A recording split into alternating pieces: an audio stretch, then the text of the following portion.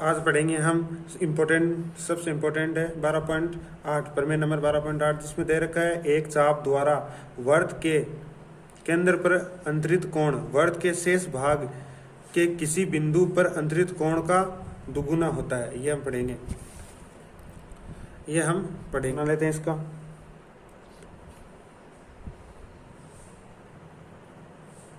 सबसे पहले वृत्त बनाते हैं। वृत्त कितने प्रकार के होते हैं, कितने टाइप्स के हो जाएंगे? 3 टाइप से। एक तो हो जाएगा लघु वृत्त, एक हो जाएगा दीर्घवृत्त और एक हो जाएगा अर्धवृत्त। तो इसलिए 3 बनाने और तीनों को में से एक को इसमें से सिद्ध कर देंगे, उसी के अकॉर्डिंग सारे हो जाएंगे। ये 3 वृत्त बना लिए, जिसमें हमें क्या दे रखा है, जिसमें किसी चाप द्वारा वृत्त के केंद्र पर अंतरित कोण। तो एक ये बना लेते हैं लघु चाप, ये केंद्र हो गया, इसका केंद्र ये हो गया, इसका केंद्र इसका ये वाला, और ये तो गया केंद्र पर अंतरित कोण, ये वाला कोण। और केंद्र पर अंतरित कोण वृत्त के शेष भाग के किसी बिंदु पर अंतरित कोण का क्या होता है? दुगुना। यानी शेष भाग यहाँ पर भी हो सकता है, यहाँ पर भी हो सकता है। ये वाला कोण हो गया, ये वाला हो गया, इस पे यहाँ एक कोण मान लेते हैं, इसको मान लेते हैं एक कोण शेष भाग पे ए, इसको शेष भाग पे ए मान लेते हैं, इसको यहाँ से मिला देते हैं, ये हो गया। तो इसको नाम देते हैं ए बी सी। वापिस से देखना कि चाप कौन सा? BC। ये BC चाप द्वारा केंद्र पर अंतरित कोण, ये केंद्र पे अंतरित कोण शेष भाग के किसी बिंदु पर, शेष भाग के यहाँ ये ऊपर वाला शेष भाग जो दे रखा है, इस पे किसी भी बिंदु पे बनने वाले कोण का क्या होता है? दुगुना होता है। ये तो हो गया अपना लघुचाप। एक होता है अपना दीर्घचाप। दीर्घचाप कैसे होगा? यहाँ पे मान लेते हैं एक पॉइंट यहाँ पे, एक पॉइंट यहाँ पे, एक पॉइंट यहाँ पे। तो इन दोनों को मिला देते हैं यहाँ से यहाँ तक। और ये वाला दीर्घचाप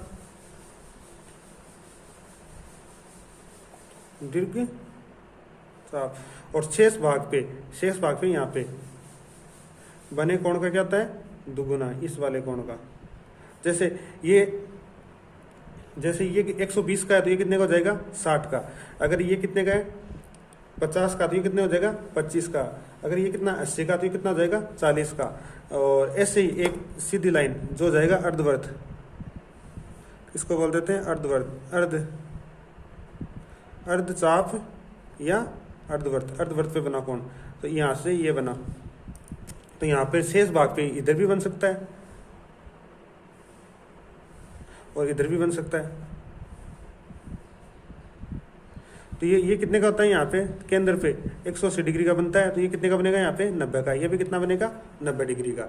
ये इसके अंदर दे रखा है। अब हम इन दोनों में से किसी एक डायग्राम को सिद्ध कर देंगे कि इस पे शेष भाग का ये वाला कोण, जो ये वाला कोण केंद्र का क्या होता है? O। केंद्र को मान लेते हैं O माने सेंटर पॉइंट, O मानते हैं। तो ये इस वाला कोण BOC किसका दुगुना हो जाएगा? इसका BAC का, ये हो जाएगा दुगुना। तो सबसे पहले जो दिया गया है वो लिख लेते हैं। वेरी इंपॉर्टेंट थ्योरम है ये। तो सबसे पहले लिख लेते हैं दिया गया क्या हमें? दिया गया है कि चाप कौन सा? BC। चाप BC द्वारा केंद्र पर अंतरित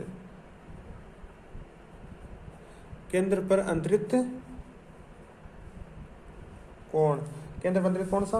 ये वाला BOC, कोण BOC तथा शेष भाग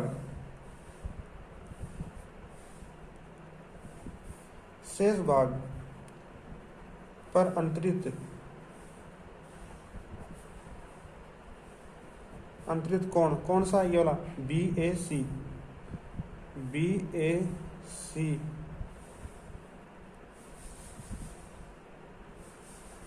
बना हुआ है।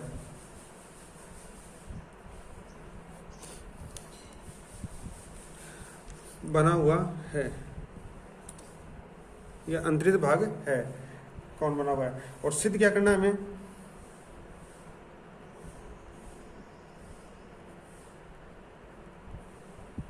सिद्ध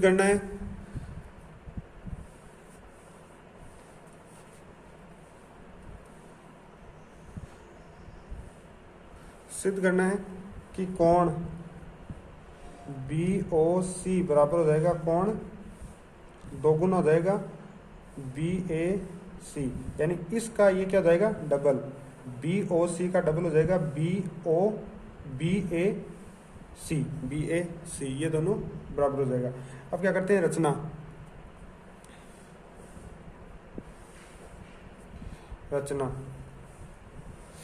के अंदर कैसे करेंगे कि A को O से मिलाया और यहाँ आगे इसको बढ़ा देते हैं यहाँ तक M तक। A को O से मिलाया तथा M तक बढ़ाया। ये हो गई इसकी रचना। वेरी इंपॉर्टेंट थ्योरम है, तो अच्छे से देखना इसको। ये तो हमने दे रखा है। अब हमें सिद्ध क्या करना है वो देखो। उत्पत्ति के अंदर सबसे पहले लेंगे त्रिभुज AOB,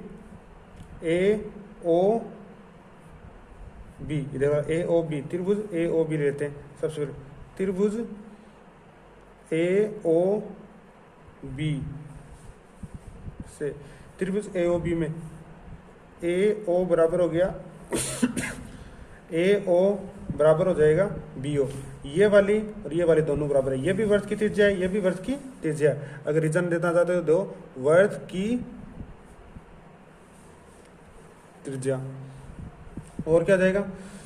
और ये वाला, अगर ये दोनों बराबर है त्रिज्या, तो ये वाला कोण एक, इसको एक ना देते हैं, इसको दो दे देते हैं, इसको एक और दो, तो कोण एक बराबर कोण दो, कोण एक बराबर दो। क्योंकि अगर दो त्रिभुज की दो भुजाएं समान तो दोनों कोण भी क्या होते हैं? समान होते हैं। तो कोण एक बराबर कोण दो। अब इसमें दो हो गए और हम जानते हैं इसको दे देते हैं नंबर 3, बाहर वाले को नंबर दे देते हैं 3, बाहर वाले को नंबर दे देते हैं 3। क्या होता है?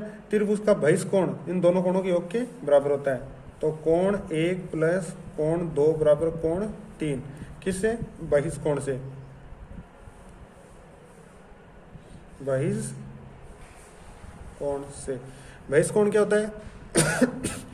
बहिष्कोण होता है जैसे ये त्रिभुज दे रखा है, ये वाला कोण, तो ये वाला कोण 1 और 2 और ये 3, ये वाला बाहर वाले कोण के क्या होते हैं? जो बड़ी लाइन के बराबर होता है।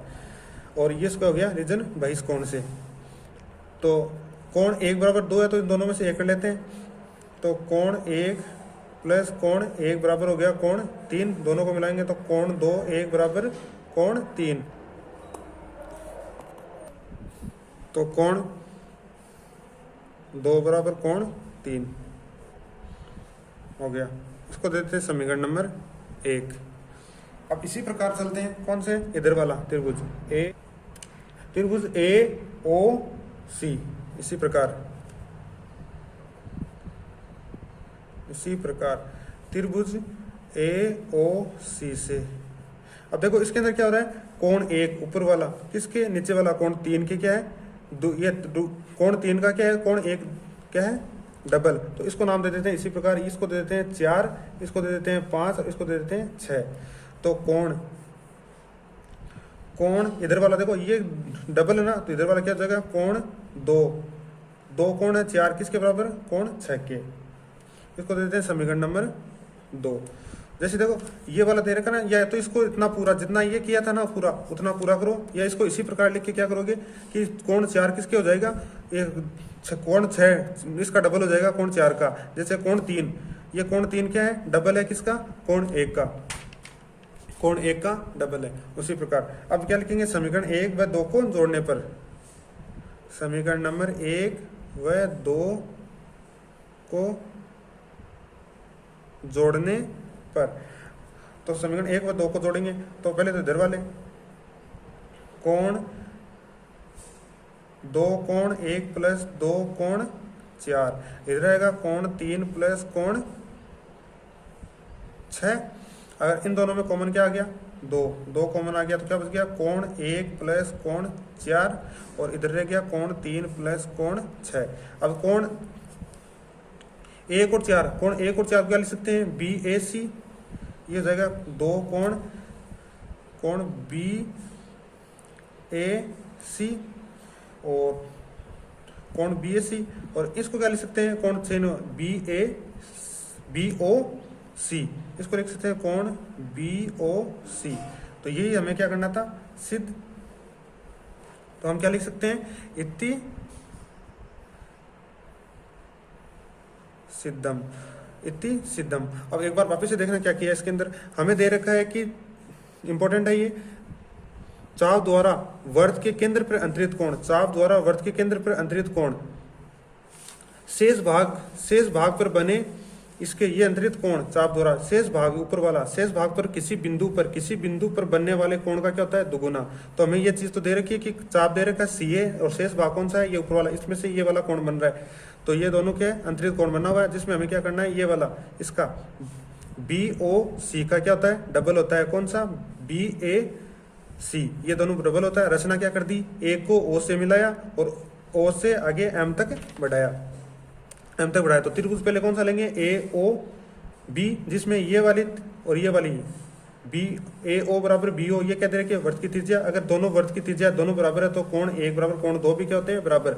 और कोण 3 कोण का होता है बहिष्ठ कोण से, ये दोनों कोणों का योग बराबर होता है। कोण 1 बराबर कोण 2 है तो इन दोनों को रख दिया तो कितना गया, कोण 3। और इसी प्रकार कौन सा गया, अगर ये कोण 3 इस कोण 1 का डबल है, कोण 3 क्या है, 1 का डबल, तो इसी प्रकार इस वाले त्रिभुज के अंदर क्या, कोण 6 का डबल क्या हो जाएगा, कोण 4। दोनों को जोड़ दिया, दोनों को जोड़ने पर दोनों में कॉमन आ गया। इसको क्या लिख सकते हैं, कोण BAC, जिसको कोण BAC डबल हो गया, इसमें कोण से BAC। तो ये देखो इधर ये दोनों डबल किया था, ये पर में इम्पोर्टेंट।